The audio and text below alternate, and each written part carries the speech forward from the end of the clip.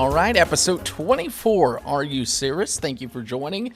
I am meteorologist Andrew Dockery. And I'm Jamie Arnold, Chief Meteorologist at WMBF News. And welcome to Are You Cirrus? Are you Cirrus? I'm excited about this episode. I am really excited about this episode. If you are listening to us or watching us and you have no idea who we are two meteorologists down here in Myrtle Beach, South Carolina. I had to say that because someone messaged me saying they were listening from Rhode Island. So thank you for finding us. I don't know how you found us. That's almost as good as our listener from Iran. Right. So we're here, which I did check, 13 countries. Don't know if that's a different IP address or what, but still. Okay. Also, a big thank you. August was our most streamed month. We talked about that. Yeah. We have now hit 2,040 downloads as of this recording. Love it. Those are the hardcore fans. Yeah. Because you actually have to hit the Right. download button, which is awesome. And then YouTube, 7,638 views. I'm kind of impressed. When we were talking about this, I did not expect No. that. So I do want to give a shout out. Maybe we start doing shout outs so then like they it. could share it. Yeah. To Emily's dad, Okay. John Deller. And the reason I say that is because he has started watching Are You Cirrus? Love it. Hasn't missed an episode, and he actually asked more questions after listening. He watches on YouTube, I guess, when he's working, and he says that we crack him up. So, John, wherever you're listening to right now, hopefully you're having a fantastic day, and thank you. That's awesome. And welcome. Yeah, I mean, Yeah. I know he supports me, obviously, Right. his son-in-law, Yeah. but to sit through however many minutes through of one of these, yeah, it's pretty dedicated. yeah, it's awesome. Like, share, subscribe, comment. We had a fun last week without Roker. Yep. That interview I had a good time with that. just went off the rails, and I loved every second of it. We got another shout out to the newest, youngest member of Oh, our yes. weather team, baby Alexander. Alexander Russell Bullock. Yes. Have you talked to Matt? Texted him a little bit. I know what it's like having a baby, so Yeah. I had not bothered him too much. But yeah, we've gone from Fratty Matty to Daddy Matty. Daddy Matty. That's the new nickname. Daddy I love Matty, it. yep. We're going to call that the lower will be Daddy Matty. No. I did text him and I said, hey, how's everything going? He said, the sleep is no joke. Yep. I think he posted about it, very little sleep. But it sounds like him and Cammie are doing shifts. Yeah. That's how you have to That's do it. how you got to do it. He's used to working the early morning, so I think he said he took the overnight morning shift. But congrats, Cammie and Matt. That's awesome. Yes. How's Jamie been? Jamie's good. Chugging along, doing pretty well. Not much happening. Can we talk about this fall weather, too? Oh, it's fantastic, finally.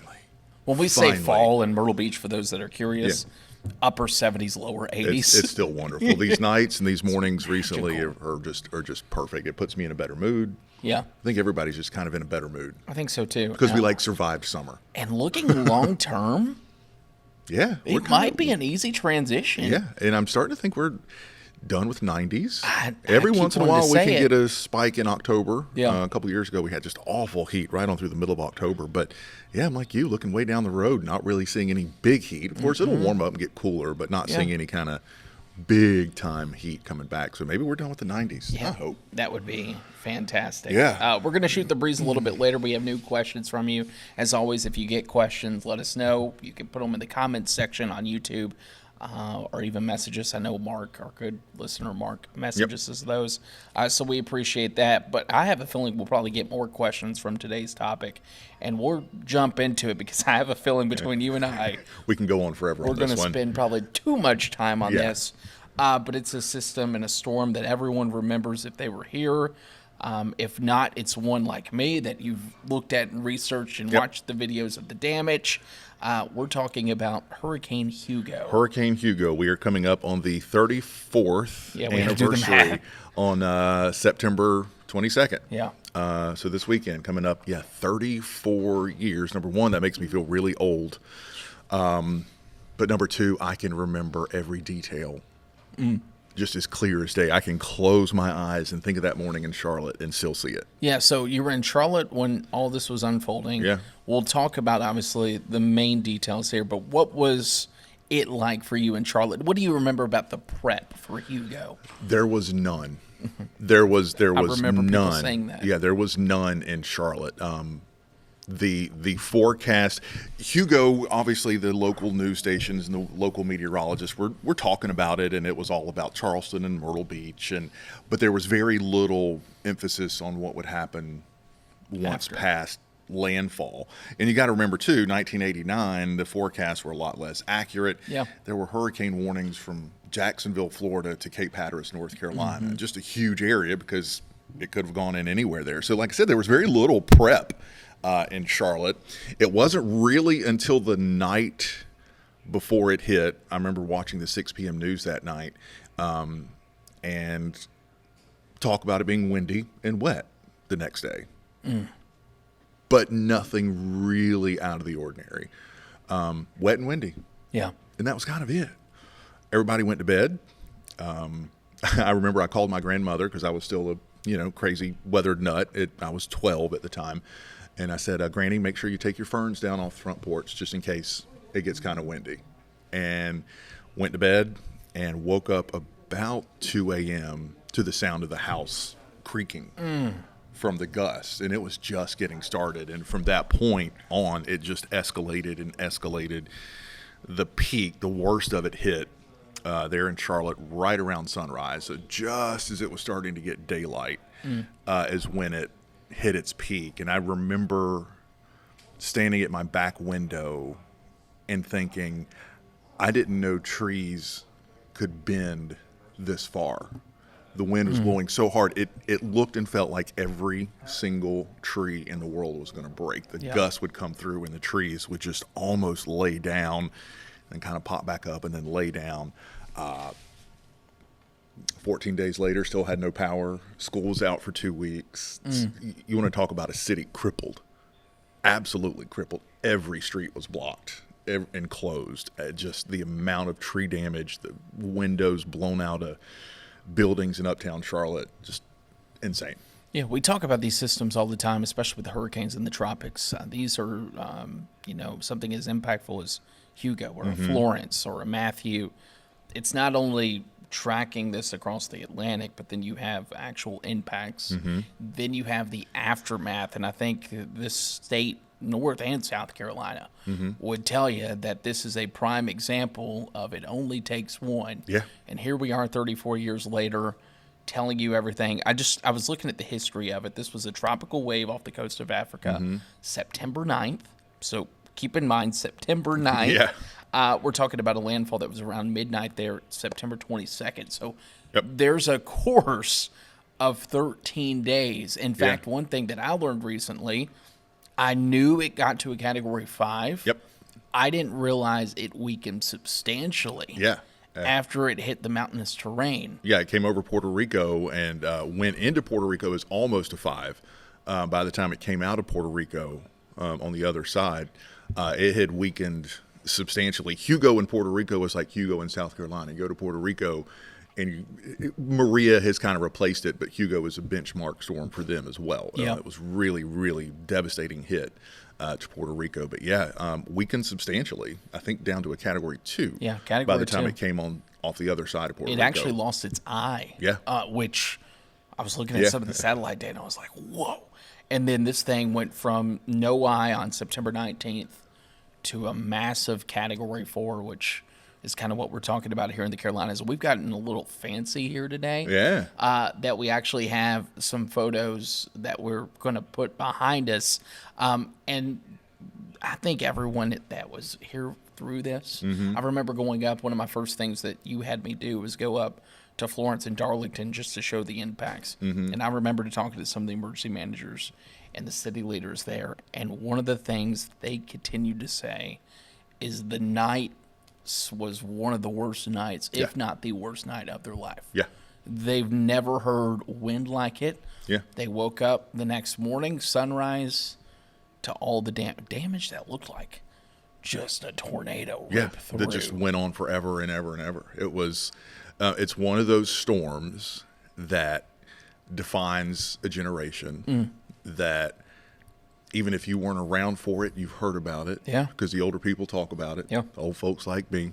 Yeah. We talk about it, and you pass down the stories, and it just becomes a part of the history and the sort of the fabric of the community, and it's just etched into sort of the history of the area. And Hugo is one of those storms. Here locally, we were talking about, this made landfall near Sullivan's Island. McClellanville is a staple, I feel like, when you talk about Hugo.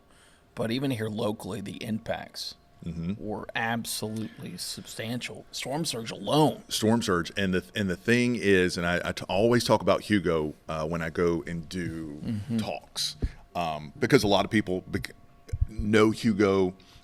Obviously, a lot of locals were here for Hugo, and I always tell them it's a benchmark storm for this area, but it could have been so much worse. Yeah. Hugo was a very obviously impactful, devastating storm for the Grand Strand. But you got to remember, like you said, the center made landfall all the way down in Sullivan's Island. Yeah. It was a big storm. It was moving perpendicular to the coast, which we always say that track is always the worst. Yep. A storm that's coming at the coast at a 90-degree angle. And we were on that sort of dreaded, as you can see, right front quadrant of the hurricane, and it just pushed that massive storm surge right into the beach.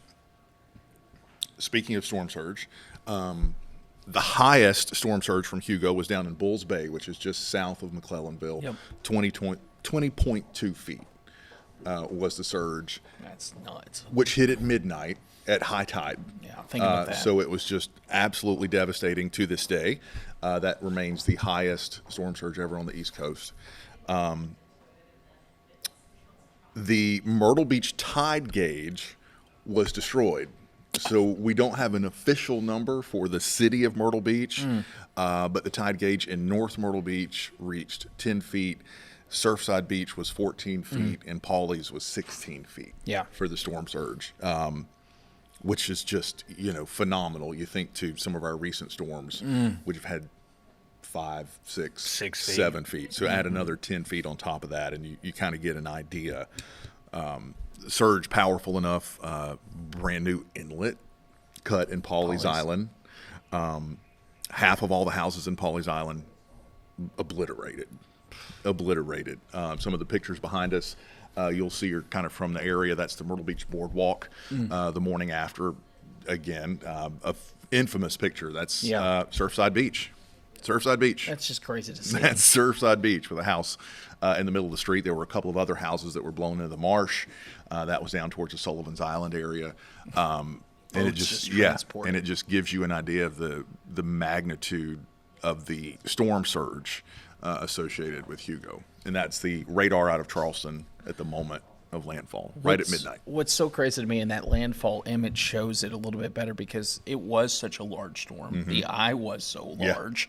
When you look at rainfall totals, because this thing was booking it. Yeah, nothing. Compared to 10 inches and down near where it made landfall. And then you had another swath up north into North Carolina. But overall, it was kind of a 3 to 6 inch rainfall kind of storm. It wasn't a rain hurricane. This thing was all wind. Yeah, it was wind and water. Surge. It was moving at about 25 miles per hour when it made landfall, and then actually accelerated as it moved into the northern part of South Carolina and through North Carolina. So it was booking. The scale of wind was crazy. I wrote down some of the winds. Of course, at the Sandpit River, 120 mile per hour, 1 minute average wind speeds. Yeah. Think about that. Charleston, 87 mile per hour with gusts of 94. Folly Beach, 85 mile per hour with gusts of 93. Here locally in Myrtle, 66 mile per hour wind gust. You had 52. 76, sorry. Yeah. 52 sustained. Florence, 45, gusts of 54. The Charlotte one, yeah. Gust of 84 miles per hour. That was the official gust at Charlotte Douglas Airport. Lots of other sort of more unofficial reports of 90 to 100. That's just nuts. And those I tend to believe just based on the extent of the damage. Let's go back to the wind gust in Myrtle Beach, though, because this is another thing that I always kind of drive home when I'm giving these talks about Hugo. 74 miles per hour here in Myrtle Beach. Yep. That was the gust. That does a lot of damage. Yeah. It's a strong wind gust. it's just barely Category 1 Yeah. hurricane strength. Yeah. And that was a gust, not sustained. Yeah. We matched that with Hurricane Matthew. Our peak gust with Hurricane Matthew was 74 miles per hour. Again, emphasizing it wasn't, the Grand Strand didn't receive Category 4 impacts. Yeah. We basically received the equivalent of a strong Category 1 hurricane. Yeah. I'm from glad Hugo. you said that. And I say that, and some people are like, no. There's no way. No way. And yes, it was a bad hurricane, but once you got away from the beaches, yes, there was a ton of wind damage, no doubt about it, but it wasn't the extreme wind damage that you had further south. Yeah. It was a lot of trees, which obviously caused a lot of problems, but it was the kind of damage you get with a Category 1 hurricane, Yeah. just with an incredible surge. I remember you ask that every time Yep. you do a talk. Hey, so what do you all think, the winds were? And people Yeah. always say Cat 3, Cat 4. Nope. But the wind alone, like you said, even Category 1, just proves it doesn't take much. Nope. So No. when we're tracking these systems coming in, it's always important, never let your guard down for Yeah. one.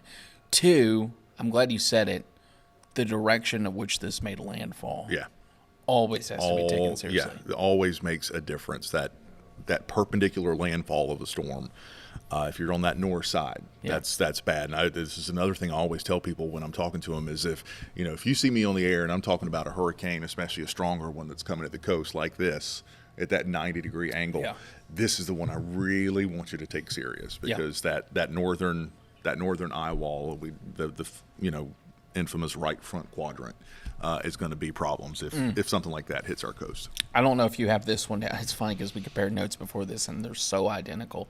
Power outages. 80%. Yeah, 80% of the state without power. Of South Carolina without power. The only area that really escaped the worst of it was way down south, Hilton Head, the Beaufort area, and then way back in the upstate of South Carolina. Otherwise, most of the state was just, in the dark. I could never get an official number of people killed. It fluctuates everywhere I look. I saw some that said, 49 from the storm. I've seen some 60s. I don't know, but unfortunately there were fatalities. 11 billion in damage. Yep. Just absurd. This little fact always just blows my mind, and it's a testament to the wind. 4.5 million trees blown down in South Carolina. 4.5 million trees. That's Francis Marion National Forest. That looks like something out in the plains from an EF5. Yeah, and that's Garden City, the morning after, which is just unbelievable. Yeah, unbelievable. But the picture of those trees there, that was Francis Marion National Forest. If you take the drive south down 17, going to Charleston, you drive through it, and there's a lot of regrowth now. But 90% of that forest completely flattened. Enough trees that had all of that wood been salvaged could have built 1 million homes. That's how much timber was lost, and that was a big economic impact. Was the timber loss in South Carolina? I think the total final damage total from Hugo came in at around $8 billion, and $1.5 billion of that was just in agricultural losses. The amount of timber that was lost, cotton crops, tobacco crops that were devastated all across the state. But 1 million homes could have been built with the amount of timber that was blown down. That's nuts. Yeah. Absolutely nuts. Yeah. And I remember seeing even some of the videos, like you said, when the wind went up into Florence and Darlington, we're talking gusts 45, 50. It looked like a tornado ripped through there, too. Yeah. There's some of the old video, and I'm sure we have it, of driving down, and you just see trees all over the roadways. Just nuts to think about how many trees were the down. hurricane force winds extended 200 miles inland. So the track obviously made landfall as a Category 4, sustained winds at 140 just north of Charleston, like you said, Sullivan's Island. It was still a hurricane as it passed just west of Columbia. That's so crazy. Shaw Air Force Base had a gust to 109. Imagine that far inland, you're still gusting over 100. It finally transitioned from a hurricane to a tropical storm, weakened enough, just as it was passing over the west side of Charlotte. The eye more or less went over the west side of Charlotte, and at that point it was downgraded from a hurricane to a tropical storm, but was still producing hurricane force gusts there up in Charlotte. Whew. Just crazy to think about. There's some links too that I'm sure you all can find. If not, I'll see if our guy who puts this up, Michael, can throw them up in maybe the comments. One of those though was before it even made landfall. Our good old hurricane hunters. A notable story. A very notable story, and as amazing as the hurricane hunters are, and all of the hurricanes that they've been flying into for so long, Hugo was about that close to giving the hurricane hunters a disaster. Yeah, which I didn't know before then. There were 6 disasters. Yeah. 6 aircraft losses, members killed. Yeah. And I didn't know that until I read Dr. Jeff Masters' look back at the flight into Hugo. We'll make sure that link is posted because it is. If you enjoy a good read, that is. And it is lengthy. It is. I read it last night. Almost missed my cue for the 11 o'clock news because I was so into it, reading the story, and basically. It was the first mission into Hugo because it's harder to fly out into hurricanes when they're way out there in the middle of the Atlantic Ocean. But as Hugo was starting to work its way closer to the Caribbean islands, it was sort of within range of the hurricane hunters. So it was the very first flight into Hugo. Everything was going good. Yeah, they went in at 1,500 feet, I think. That's where they messed up. There were some radar issues on board before they got into the core of Hurricane Hugo, and at the time they thought they were going into a strong Category 3. They had satellite estimates that the winds were about 130 miles per hour. They had some radar issues on board. They were trying to kind of get those fixed before getting into the eye. They finally got radar data back, but at that point they were already pretty much closing in on the eye wall. And typically, a weaker hurricane, they will go in kind of low. A stronger hurricane, they'll go fly in around 5,000 feet. But they didn't really have a lot of time, maybe as much time as they needed to kind of, once the radar came back, to see what exactly they were dealing with. So they sort of made the decision, let's go in at 1,500 feet. And that ended up being a really bad decision. Yeah, you think of your typical thunderstorm, like downdrafts, updrafts. Yeah. Same thing with these hurricane squalls. Yep. So much so that he talks about in the write-up, every time they would hit a squall going into the eye wall, the plane would drop. Yeah. And I think he said they hit 3. That last one dropped them down to 880 feet? 880 feet above the ocean in the eye wall of a hurricane. And what, even with what they were going through, they were able to sort of note the measurements. They thought they were flying into a Category 3 hurricane. Hugo was in the process of rapidly intensifying, and at that time reached Category 5 intensity, 160 mile per hour sustained winds. The plane that they were on experienced 6 Gs. I wrote that down. 6 Gs in a plane that was designed. And it's not a comfortable plane. It's not a comfortable plane. It's not flying. It's not like riding a 747 on your trip to Atlanta. Like it's bare bones, tight, full of equipment. 6 Gs is what the plane experienced. A plane that is built for 3 Gs. Oof. 3 Gs. So they're flying through the eye wall at 1,500 feet. They dropped to 800 feet. The inside of the plane was trashed. When you experience that much force, both up and down, everything was breaking loose.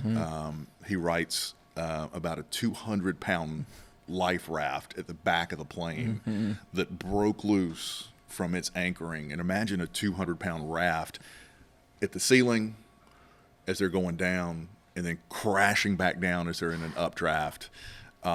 It hit the top of the plane with such force it actually left a dent in the 1-inch steel of the plane. And it was that was over the course of 3 minutes. It took them 3 minutes to fly through the eye wall. They got into the eye, which by that point was 4 nautical miles. 4 miles, tiny little eye, which you get with the really intense hurricanes, and realize they lost one engine, was on fire, and had damage They to could it. see it Yeah, on fire. could see flames coming out of the engine. The other engine had some damage to it and was barely working. Both of those engines on the same wing. Yeah. So they realize that as they get into this tiny eye.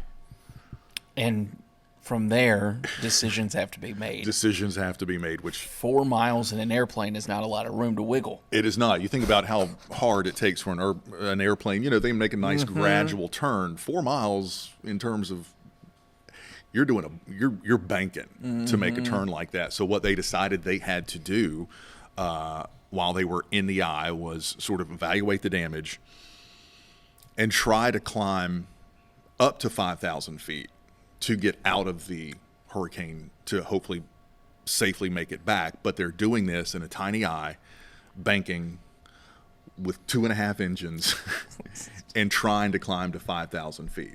So they literally circle in the eye for a long time and just sort of gradually work their way up until they finally got to around 5,000 feet. And from there, they realized, too, with our engines malfunctioned and the strength of this hurricane, that's not going to be enough. Yeah, because they have to get out of the eye, which means you got to go right back through the eye wall of a Category 5 hurricane. So I can't remember if it was Jeff's idea or if it was one of the other people on board. They said we needed to start losing weight in order to get out of this thing.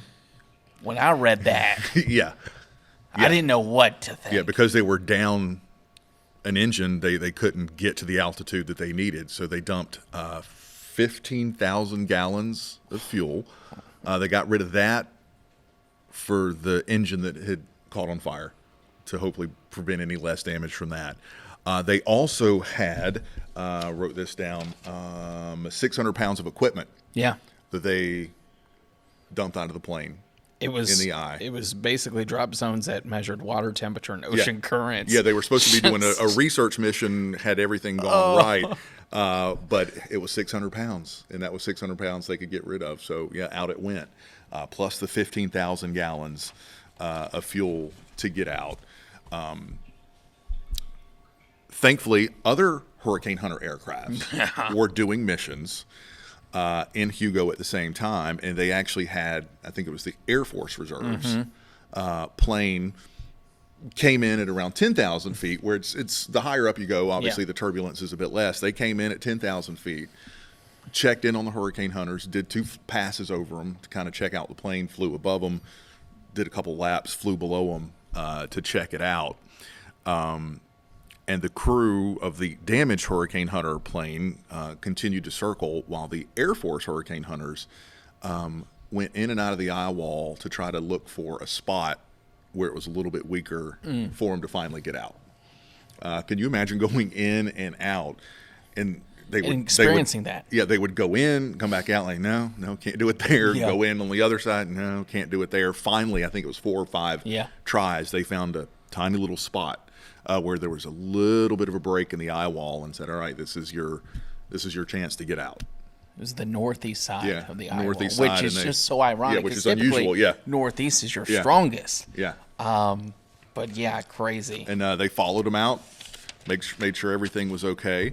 The other thing I found interesting, though, was because of the potential for fires on board, they basically had to shut down all electrical equipment on the plane. Basically, the only thing that was left on the plane was what it took to keep it in the air. So they were flying blind as far as radar, anything like that, because one little spark and you could get even more trouble. And what makes this read so good is not only is he telling you everything, but he's telling you his thoughts. His thoughts, yeah.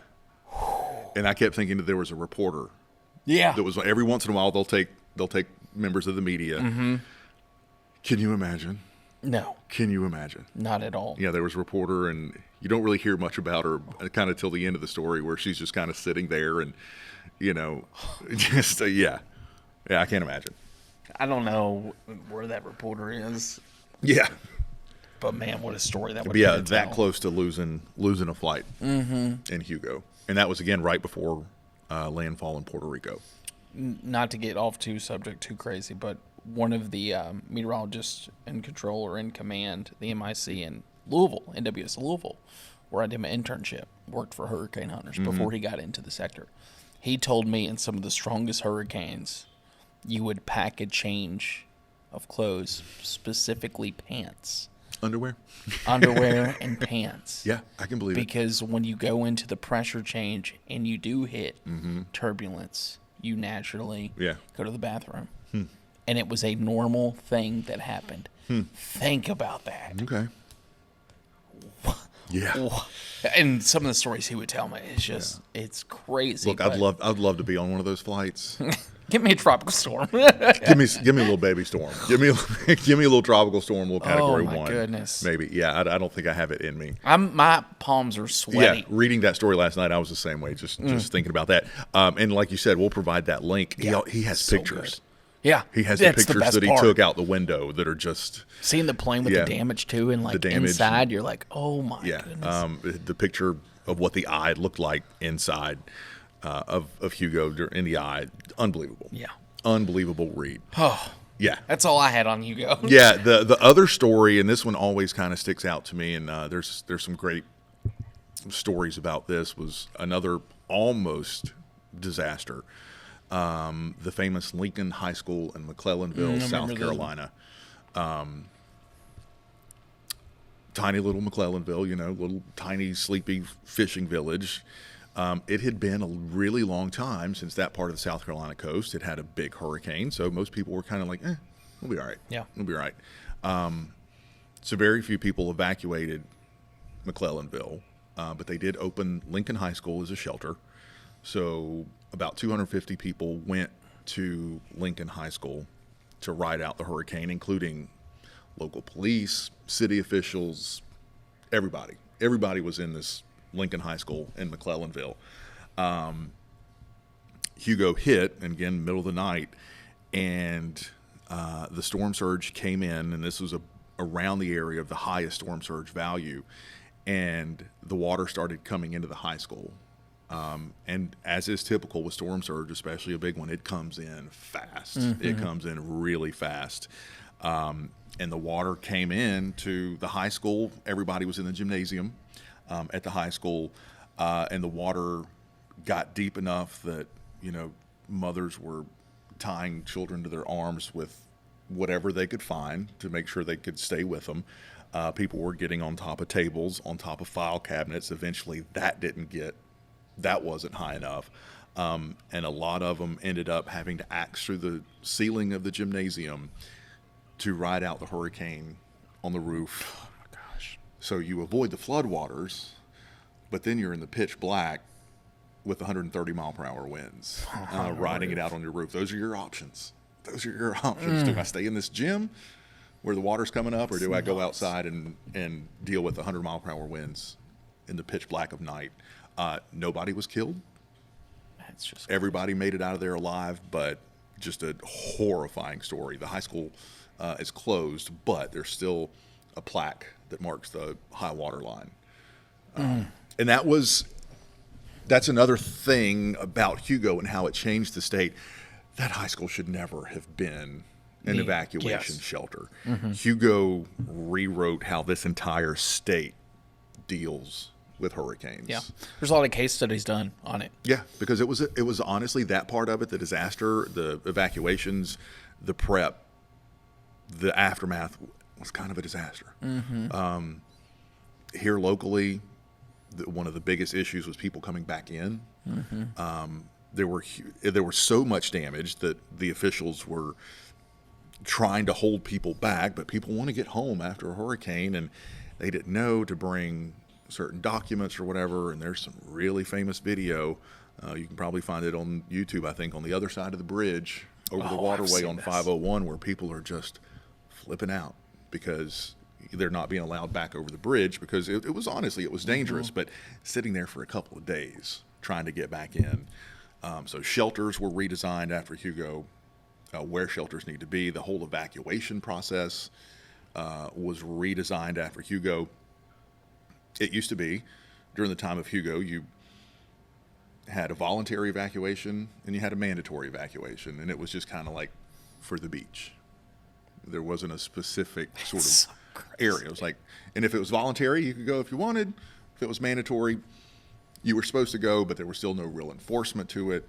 I think I've told the story. I always tell this one too. The night before Hugo hit, local officials were going up and down, especially Ocean Boulevard, knocking on doors for people that stayed. And if they decided to stay and would not evacuate, they would hand them a Sharpie and make them write their Social Security number on the inside of their arm in permanent marker. And they would say, we're going to use this to identify your body when the hurricane is over.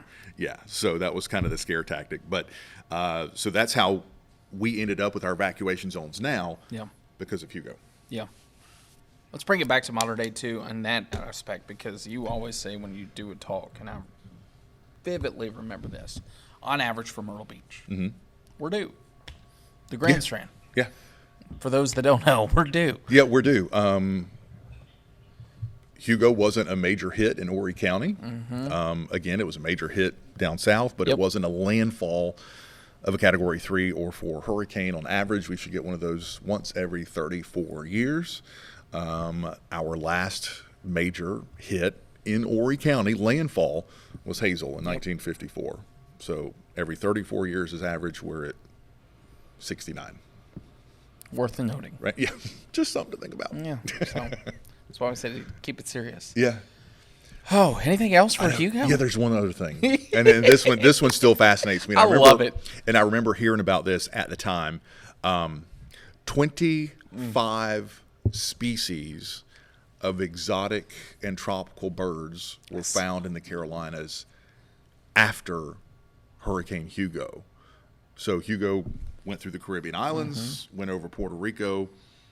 Poor little birds, they're riding out the hurricane, getting beaten and battered. The eye comes, and they're trying to fly and figure out what's going on. And these birds literally get trapped in the eye and fly with the eye, stay inside the eye until its final landfall in South Carolina. And as the storm winds down, those birds can finally sort of get out. And yeah, 25 new species of tropical birds found in the Carolinas that were transported here in the eye of Hurricane Hugo. Yeah, it's bananas. That is insane. And that's actually fairly common. It's kind of a common thing. But to have that many. And to have it like here. Yeah. Like right you here. hear about it, but to actually Yeah. see that and Unbelievable. experience that is crazy. I know we're probably way over on time, but who cares? We're going to we shoot hadn't the gotten breeze. text yet. Yeah, let's shoot the breeze. Yeah, we're going to shoot the breeze here. And we could literally just keep going for hours on Hugo. We could have dove into case studies, All of the it. direct path, the steering flow, which was a high pressure to the northeast. The direct. Yeah, all of it. We're going to save you More the time. stories, more pictures, more video. But yeah. But that's what's great, because now you can ask questions, Yeah. and if there's something that we touched on that you want to go deeper into, by all means ask. Yep. We got a couple more, which we love. Once again, we call this Shooting the Breeze. Shooting the breeze. You can ask these questions to us on YouTube, Twitter, Facebook, and we will answer them to the best of our ability. Can't guarantee we'll always be right, but we'll make it up. we'll look good doing We'll it. say something. I'll go first. Okay. And then you can answer it. Oh, that looks like a big one. Two-part question. Ooh. I've often heard the terms partly cloudy and partly sunny. Is there a difference? In my interpretation, partly cloudy equals mostly sunny, and partly sunny equals mostly cloudy. Is that right? Am I wrong? This confuses me. Also, can you still get sunburned if it's cloudy out? Let's start with the easy part. Yes, you can still get sunburn if it's cloudy. You can. Especially if it's high, Shadows. thin clouds. Yep. Yeah, especially if it's high, thin clouds. Partly cloudy versus partly sunny.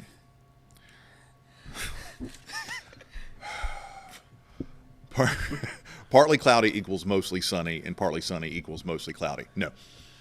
There are technical definitions. Percentages of sky cover. Percentages of partly cloudy versus partly sunny versus mostly sunny versus mostly cloudy. Fill time while I look. I don't know these percentages off the top of my head. I'll tell you this. No, but I mean, I could probably guess. Mostly sunny is like less than 10% cloud cover. Partly cloudy goes up to like 30%. then you start to get mostly cloudy, which is like 30 to 60, and then you have cloudy. It's something along those lines. I'll tell you this. I don't go by the percentages. So for me, if there's, even high cirrus clouds, Yeah. mostly sunny. Sunny. Yeah. My partly cloudy comes in when I start to know, okay, there was going to be some cumulus clouds, Yeah. some shadows out there. And that's when I say a mix of sun and clouds. Correct, which is not in the official definition. Which is not. The official definition, I had to look this up. The National Weather Service definition, this is classic government for you. The National Weather Service definition states that between 3/8 and 5/8 of the sky is covered by clouds when it's classified as partly Fractions. cloudy. So number one, you lost me on fractions. Number two, it's complicated, but I thought it was percentages. yeah. So yeah, there is a difference. That's like us and 50%. I don't say 50%, Yeah. and I don't say partly cloudy You'll never see it. because of that very question. Yeah, I say mostly sunny. We'll have Yeah, I'll say sunshine, mostly sunny, plenty a of few sun, clouds. a few clouds. That's a good way to do Yeah, it. Partly yeah. cloudy is a big Partly, scope. yeah. Sun and clouds, fair Anyways, skies. That's a good question. Yeah, I like that. That was good. Yeah, That it's was something good. different that we haven't had. What advice do you have for people who don't take heed when advised to evacuate? You're putting your life at risk. Yeah, You're it's putting not your the life at smartest risk. decision. I had a talk this week with some folks, and there was one guy, fairly new here, been here through a couple of the hurricanes. I'm not leaving no matter what. Not leaving no matter what. Even if it's Category 4. Yeah. I'm not leaving. Okay. All right. So, and I kind of focused in on him during this talk. The hurricane itself is bad enough. We get hit with a 3 or 4. You're in an evacuation zone and you don't evacuate. Okay. You might make it through the hurricane. Fine. God bless you if you do. But then I kind of got up to him and I was like, but are you prepared to have a stroke? To have a heart attack? To fall and break your leg in the height of the hurricane? To fight a fire? God forbid that happen. Yeah. That's what you need to think about when you decide to ride out a hurricane Yeah. in an area that should be evacuated, because you're going to be isolated and you're Shut going off. to be on your own, Yeah. because the floodwater is going to be too high. Emergency services are going to stop running, and it's not just being at home for a hurricane. There's some bad stuff, and there's a good chance that it might be 12 or 18 hours before you're going to be able to get whatever help that you need in a bad hurricane. So you got to think about those things. And never say never either. Yeah. Ian, Yeah. we had a fire down in Garden City. Yeah. I mean, it does not take much when Yeah. you have trees coming and power lines Matthew, down. Matthew, classic example. You know? Cherry Grove, we had a fire break out as the hurricane was winding down, but the water was still high enough and the wind was still high enough that crews couldn't get there. Yeah. And it ended up spreading to 10 houses, condos. Yeah. You really got to think about those things Yeah. when you decide to not evacuate. And you talk to anybody who decided to ride out a hurricane when they were told to evacuate, And they'll tell and you. they'll tell you it was the stupidest thing I've ever done in my entire life. Yep. Scariest time of the. Yep. Yep. Yep. Great question. Do it if we tell you to do it. Right. This is from George via YouTube. Hey, George. Thanks for the George. question. Are there more models besides the GFS and Euro? Oh, yes. Which model is typically the most accurate? Get this a lot this time of the year. Which one is the most Especially accurate? because we show it. Yeah, we show them a lot, and we show the GFS and Euro because they are kind of the two big ones. Yeah. GFS. This was a question that just popped in my head from our buddy Mark. Stands for Global Forecasting System. Yeah. Euro is kind of short for European forecast model. They both have their strong points. I always hesitate when I say one's better than the other because Yeah. they both have good points. They both have bad points. GFS has done a really good job of tropics this year. GFS has really nailed the tropics this year. Euro's been kind of a little sloppy this year Yeah. with tropical systems. When you look at the numbers, European tends to be better, but not by much. Yeah. A small margin. It had the nickname a long time, King Euro. King That's what Euro. everyone called it. Yeah, King Euro. But yes, and there's also a lot more models besides those two. You've got short-term models, the HER, the NAM, Our in-house graph that we use. the graph. You also have the Canadian The icon, which icon. we always talk about. I'm losing faith in the I know. icon. It's had a bad year. It might have been a might one-time wonder. It might have been a one-time wonder. I was amazed at how well the icon did last year with Ian. Been trying to find a little golden nugget out of the icon this year, and it's just not. It's not doing it. It is not doing it this year. It's in La La Land half the time. Yeah. But the way we're talking too, I think, is a good answer to this question. Like, we look at these 4 times a day, and we know the forecast for 365 days previously. There's trends, and there's times where you and I, Robert, Matt, will lean one way. Like lately, the HER temperature-wise has been trash, which is the HRRR, or high-resolution model. It's been way too cool. 75, 77, we've been hitting the 80s. Yeah. And now we know that because of our previous data. And when you look at this over and over again, it's trial and error. There's been many times we probably trusted too much into the Euro, and you got bit, and you get burned, and the HER is awful when it comes to tropical systems around here. It's terrible. It's terrible. It over-exaggerates everything. Yeah, it'll show worst case scenarios of 100-mile-per-hour winds, when actuality will get 50. They're fun to look at, but yeah, again, it's that part of our job is sort of knowing those weaknesses, knowing those strengths, and knowing the pattern that supports a certain type of system that we're forecasting and massaging. We never just sort of go with what the model says. Correct. That's not our job. Anybody can do that. We wouldn't be here if we did. Yeah, it's taking data from each model and knowing the pattern and knowing local microclimates and how they work, and you kind of massage all of that data together to come up with a forecast. Yeah, really good question. That could be a whole episode. Yeah, we could do. Yeah, it would be one boring episode, but on models. Yeah, we could do a models episode. I would love to do a models episode with someone who looks at the models but isn't like in the field. Like, tell me what you know about her. Yeah. Not to like shoot them down, but just to show you like there's a lot in there. Yeah. But yeah, good question. Let's do one more and then we'll wrap it up. Sounds good. Oh, I like this. Recently, WMBF updated its graphics, and they're awesome. What impact do you feel graphics have on weather forecasting? Everything. I'm thinking of, even with this weekend system, probably my favorite graphic that we have right now, and it is the simplest thing we've ever done. Yeah. Was the 2 lows. And you made that, and I'm hooked. Wasn't it great? So traditionally what we would have done, this whole new thing is simpler is better. Simple, clean. Yeah. Typically what we would have done is we would have shown one model with the future radar in the clouds, stopped it, and then faded one on. Yeah. This just shows the 2 lows, shows the speed, and that's it. And that's it. I love it. That's all that matters. I love it. The new thing, and then generally in the business, but also especially here with us, is just keep it simple. Yeah. Keep it simple. I always say this. Everybody's got busy lives, and when they're watching the news or they're watching on Facebook or they're watching on their phone, they're putting the kids to bed and cooking and cleaning or on their break at work or, doing something.